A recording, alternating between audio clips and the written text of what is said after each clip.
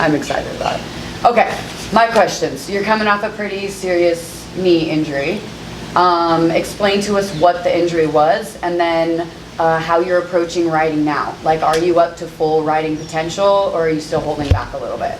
Yes, so my knee injury was basically, it was really dumb and unfortunate, but X Games called me as an alternate for Real Moto to hop in because Axel Hodges backed out. So I just didn't have that prep time or even know ahead of time like what to plan. So basically it was really rushed, and I was gonna drop off this ledge, and I knew it was super windy with a crosswind out in the high desert, and you know, my intuition, I should have listened to it, but I didn't. So I just, instead of going full bore off this, I was like, oh, I'll just drop off, and the crosswind, as soon as I took off, basically swiped the bike out in the air weird, and stuck my leg out as a natural instinct, and basically landed with a straight leg from high up on really hard dirt. Yeah. And I tore my ACL and meniscus, which I had surgery on to fix, and then I tore my PCL, MCL, and had like the tibia plateau fracture in the knee. So it felt like my shin bone flew through my knee and exploded everything. But now we're getting there. Yeah. So, how long has it been since the injury? It's been about 6 months now since surgery. About 6 months. And obviously you're riding again. Yeah, I'm riding, but you know, I have a different comfortability level with this extreme stuff more than most people. So you know, I'm still holding back, and you know, I could have raced override, but it would have been a stupid idea. And I want to be back when I'm 100%. Right now, I feel like I'm only around 85 or so. Okay. So following your intuition now. Yeah, I'm following my intuition this time. We'll get there. And I never want to do this well. Yeah, I was working some trainers there for a while, but it gets annoying with insurance involved, and you get the exercise. So if you do it yourself and you're diligent, you'll be all right. Gotcha. Okay, perfect. Let's talk a little bit about the Shercos that you're riding now. I heard you speaking with a few of the riders, mentioning that you hadn't done much in the way of changes to the bike, to the stock bike that you're riding. So what immediate changes have you made? I know you already talked earlier about your brake, the brake pedal that's going to be changing a little bit. But have you done any immediate changes to the bike that you were riding this weekend? Is it pretty well stocked? Yeah, so pretty much all we've done was we changed it out for an FMF's helping us out, so they made some new pipes for us. First time in 4 years the bike's gotten a new modeled FMF pipe on it. So we got a FMF fatty, and and I put on I think it's a turbine core. No, power core. I got a power core on. Okay, cool. So basically changed out the pipes, just bolt-on thing, and then I ended up changing the jetting, because stock jetting is never really ideal on a bike, and they want to kind of make stuff good for emissions. Sure. So went to a fatter needle and a liter main jet, and it kind of helped with that bottom end pull and crisped up the top. Perfect. And then tell us real quick what bikes you're on with Shercos. Right now I'm riding the SC300, which is like their cross-country one. It's the factory edition, so it comes with KYB suspension stock, and I literally just went in 3 clicks on the forks, and I've been riding it without any issues. So wow. Pretty comfortable on it, to be honest. That's and awesome. Then yeah, I'm not sure exactly what I'll be racing for all the races. I might be on the more enduro based one, and when enduro cross comes, I'll test out the 300 4-stroke. Yep. What series are you doing? I'm doing as many of those AMA extreme races next year. Yep. So both on the west and yeah, the I'll east? be doing a mixture of west and east. I don't know if it's like a true championship, so I just want to hit as many of those races as possible if the weekend's The open. individual championships. Yeah, individual. And then TKO has its TKO own, is which like a grand obviously you're going championship, to. but that's west. And A few of the west rounds. yeah, so I'll do a few of the west extreme races and enduro cross, and no super enduro this year just because I had to call it off because I'm not ready. And then I plan on doing super enduro for the following season. Perfect. For 2021. Yeah. Awesome. Do you have any weird rituals or superstitions that you do before you race? Smelly socks? No, I always have That's my what gear mine- clean. Try to have my gear clean. I kind of use the same goggles over and over. That's There you about the go. only thing. But it's not on It's purpose. not a It's just 'cause, superstition, like, it's just I want 'cause- to keep fresh ones and then I don't use them like all year. So you got brand new ones for next year, even though I get more. This is that's a weird thing, but I guess Yeah. it counts. You don't want to hammer your stuff, you know. All right, perfect. Do you have a race that stands out in your mind as the most memorable race of your career? Finishing, I don't know, there's like two different scenarios. Like finishing second at Erzberg was pretty unreal. Yeah.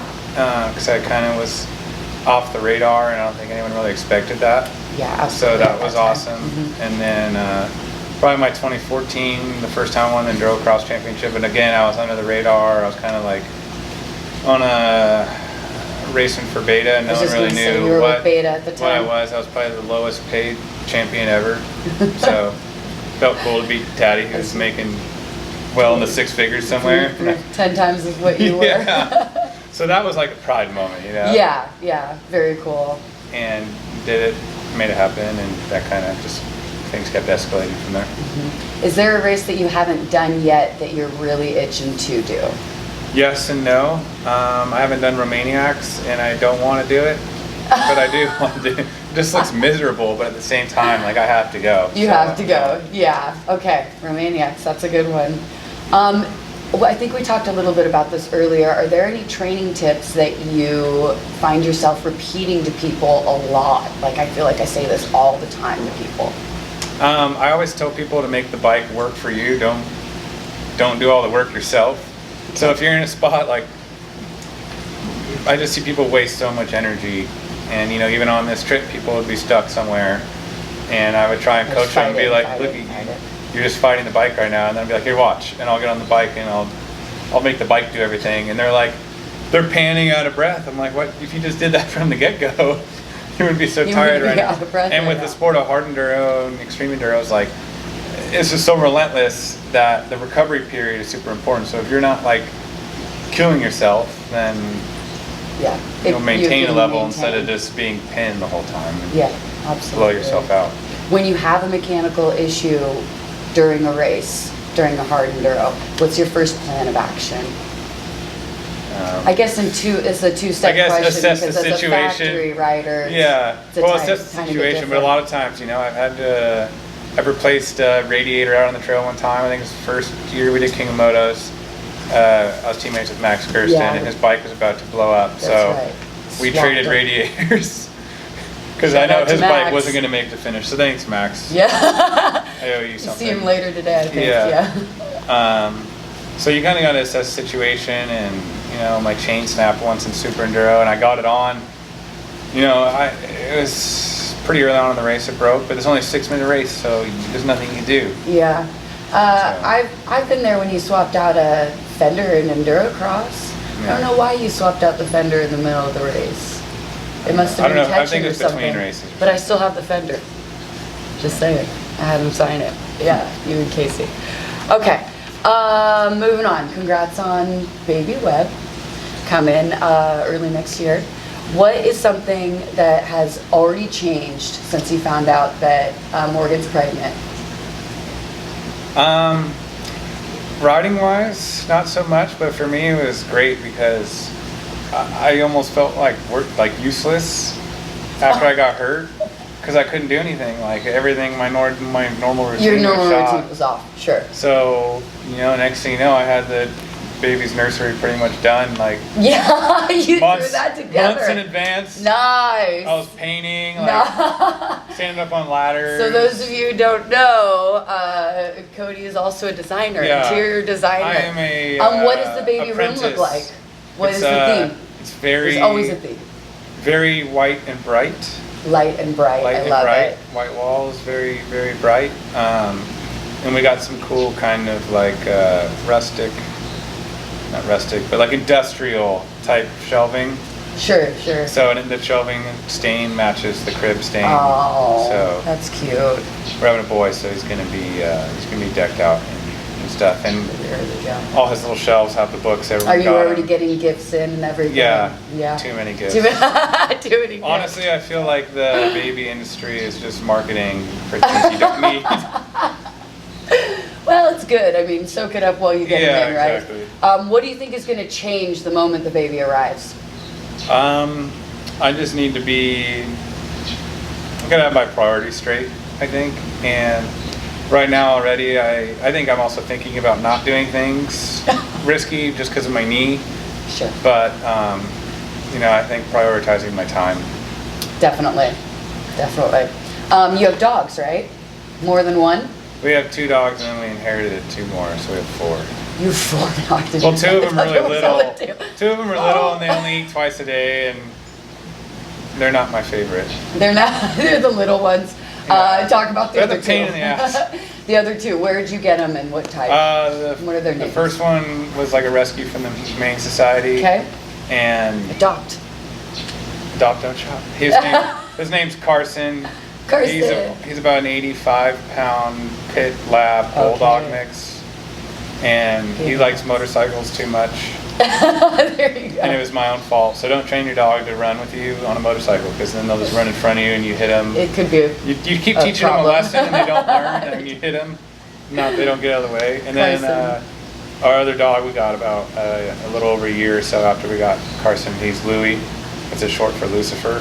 Oh boy. And he's half Dalmatian, half pit bull, but he's brindle. Wow. Oh wow. And the Dalmatian energy levels are out of control. So he's a psycho. Yeah. But he loves to cuddle, but he's a psycho. There you go. And the other 2, what are their names, real quick? Carlos and Braden. Okay. Carlos is half Chihuahua, half Corgi. Okay. He's little yippers. He's a hot dog. He's a hot dog. Awesome. Christmas plans. What do you have for Christmas plans? You guys gonna do family stuff? I don't know. It's already in my calendar probably because Morgan set it up for me. So I think even though she's 7 months pregnant or something. 8 months or almost 8 months. Almost 8. Gosh, she's a miracle worker. Well, she prioritizes time, so that works. There you out go. well. But I Works think out for everyone. we'll spend I think one part of Christmas with my family and one part of her Christmas with her family.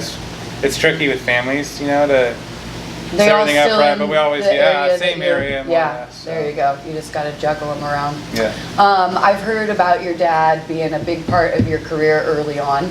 Tell us a little bit about a little background on that, and then what your relationship is with your dad now. Yeah. So, growing up, it was pretty much my dad. Was a heavy-duty diesel mechanic, so he was pretty busy. Diesel mechanic. All week, and then every weekend at 7 a.m. we were leaving the house and we'd stop at the same donut shop. I'd get a strawberry milk and he would get my maple bar every day, and then we'd go and ride all morning. Together. Trials bikes. But we didn't really ride together. It was basically him just cutting out bushes and saying, go up there, you can do it. And I said I can't, and then I quickly learned that I can't is not part of your vocabulary, because he hated it if I said I couldn't do something. So, he's pretty tough and rough on me, and we definitely butted heads there for a while at events and wouldn't talk to each other for 2 weeks at a time, but we'd go ride and it was silent, so it was awkward. But that's awesome. like I said, he was hard on me, but he basically created who I am today, and now I'm diligent and I work hard and don't take anything for granted. And now I still talk to him. Grateful you're. Almost every day of the week, probably call him up, or I'll swing by his work. He works with basically Santa Cruz Mountains a lot of times. Is he still a diesel mechanic? Yeah, still a diesel mechanic. So I'll swing by and chit chat for a bit at work and hang out with him. And he's still plugging along. I keep telling him he needs to get a knee replacement, but he won't do it. So. He needs to get a knee replacement. Yeah, you can't bend down. He's worse than I am. Oh no. I'm sure he's getting up there in age. Yeah. 62, I think now. What's his name? Kip. Kip the caveman. Kip the caveman. For Kip Webb is the name. Yeah, everyone jokes that he brushes his teeth with battery acid. Kip that brushes his teeth with battery acid. That's a solid statement right there. I can picture him now, brushing away. If you had to name 3 things that helped your career early on, what would they be and why? That's deep. I know. Trials riding. Like, you don't have to go that deep. Basics. Trials. Really strong basics. I mean, when I was a trial rider, all I would do was just basics. Like, so everyone would be hopping because that looks cool, and they would just put their feet down all over the place and waste all this energy, and I was just efficient. So really being strong on your basics because you're wasting less energy. Tons of trials riding, and then I used to be pretty chunky, so I quit eating Taco Bell and I started running 4 miles a day, every day for a while before I messed my feet up, and that Physical helped. help. Yeah. Sure. I was making it harder on myself, and then kind of like the Ricky Brayback too. Like, he was a pretty big boy for a while. Yeah. Now he's killing it and doing Yeah. backbar and stuff. So you can do it, but he just makes it harder on yourself. Always go a little bit further. Did you have mentors early on that helped you out, coaches, outside of your dad, obviously? Yeah, my dad, Jeff Aaron, probably. I grew up on his trials team. He made a trials team, so I was on it when I was like 10 or so. So I rode for Jeff when I first started doing trials nationals until my first pro national and when I was 15. So I got to travel with him. I was a little kid learning stuff I shouldn't have been learning, but Yeah. good experiences. Jeff's rad. We love Yeah. Jeff. If you had to retire from racing today and you also had to pick up another full-time job, what would it be Oh, and why? I would be an accomplice on Ready to Ride Rentals. That's good. I was working for a while at Bell. You're always welcome. I was working for a while at Bell Helmets, helping because I got my engineering degree, so I was doing some stuff there. Engineering degree. Yeah, so I have a backup plan. You do have a... Well, I have a backup. backup intentions. I don't have a plan. But honestly, I think right now I'd try and weasel my way into do some R&D type stuff with. I have some friends that work at Specialized, so I just keep a good connection there, and then I can still do 2 wheels. Yeah. It's in my area Yeah. where I'm currently at. So When you meet somebody that doesn't know who you are and you tell them what you do for a living, what is the most common reaction you get? you can make money riding motorcycles. And then the next question is, Honest question. when are you gonna get a real job? When are you going to get a real job? And what's your reaction? I'm like, you're just jealous. You're I love it. I love it. You know, they judge me a little bit. Yeah. I But think you just don't secretly let it inside get they're to jealous. you. Secretly, it's well, yeah. I mean, who wouldn't be jealous that you could make money? Like when riding I a was dirt in bike? college, I was like traveling the world, going to all these races, having all these experiences, and yeah, sure, I didn't go to college parties and experience that part of life, but at the same time, I had a blast too. So, you know, they had a blast, I had a blast, just different ways of doing it. Yeah, definitely. This is mostly for my own curiosity's sake, but do you have any printed images of yourself in your home? Currently, I did in my last house, but we moved to Morgan's parents, so I don't right now. What were they? I had Do you know who the artist was? Or the photographer or whatever? I mean, he's the artist. It was, I'm not gonna tell you 'cause you're gonna be mad at me, but my parents made, I would be mad at you. they took old wood from like this barn my family had and made a frame around it. So Very I have two, I have cool. a small one and a big one. It's a really cool photo of me standing, holding my helmet, looking away from the camera at a matrix. Oh, that's cool. So it's more of a candid shot, so to speak. Yeah. You don't have any writing photos of you? No, Oh. no. I had my championship bike. Well, it was Morgan's, my wife's parents moved to Germany for work on a contract for 3 years, so they asked us to caretake their house. Okay. And so we're running my place, and so a lot of my stuff's like kind of in storage in the garage, but I had to put my championship bike in front of the staircase, and her mom came home and looked at it. It's like, it was a look of disappointment. I was like, There's a look of this looks disappointment. great here. I think it's amazing, personally. Yeah, Okay, that's cool. but no photos of myself. I got a helmet, like a cool championship helmet I got laying around in the house, and I did have my jerseys hanging for a while, Your helmets or anything in the garage? No. No. I still wear them. You still wear them? Yeah. This guy. Like my 6 days helmet, I wear that. You to still wear it? practice. Everyone like puts theirs on a shrine, and I literally wore the same. I had like Oh one my plain. God. It wasn't even a Red Bull helmet. It was a plain black helmet I had since 2015, and I wear that to practice because I didn't want to hammer my painted ones. And I had a mountain bike buddy who had like this POS like laser helmet. I don't know. It was Laser? yeah, it was like an ugly, unsafe helmet, and I was like, I showed up mountain bike. I was like, dude, wear this helmet. Like, it was my hammered one, but I'm like, it's for sure better. It was hard for me to give up that helmet I've been wearing since 2015, but Yeah, well, I bet he was appreciative. Yeah, he better Laser. Yeah. First time to Arizona? no, I've been a bunch. You've been here before? Have you done a lot of I've riding been to here? Jalapeno Inferno before a couple times. Oh, perfect. One of our best Mexican restaurants. Pretty good. It's not that bad, actually. I just don't go there very often. And I've ridden by your house before. You've ridden out in Rio before? Yeah. What'd you think of it this time? It was fun. It was a little more floaty and it wasn't as hot. And the dirt was probably the best I've ridden out here. Yeah, it's definitely. So in the winter, the dirt best. here is not bad. Yeah. Not bad at all. And it's the first time I actually saw Rio Verde. I'd never actually seen the river before. You haven't seen the We river? always rode. Is it You north always of the rode river past or it or west of the whatnot? river? Yeah, Yeah, we were always above always up above it. the river. Yeah. Well, It's scary Nice, though yeah. here. Like the extreme stuff I have at home, I'm like tucked in this narrow canyon, wet, mossy rocks, and here it's like you get on something, you get over a ledge, and then you got another huge ledge, so it's do or die. yeah. Extreme. It's extremely sketchy. It's super sketchy. Yeah. But it's good training, eh? Yeah, it is good training. It's really good. A lot of loose rocks And all the guys short, did short, fine. loose rock hill climbs that could be really steep, and just avoid the cholla balls. I got some yesterday. You did get choyed. Yeah, I was helping one of the other guys. I was watching him, and he spun out, and Wayne, one of the locals, took I told us you to on stay away from the this trail. sketchy waterfall. And I know he was intimidated because I was even intimidated when I got there. And I was watching him, not looking, and I just put my hand right in the cholla balls. I told you. I know how bad that every time I've gone, I have to get him. It's like it's like a hard being Arizona here. Cardinal rule. Yeah.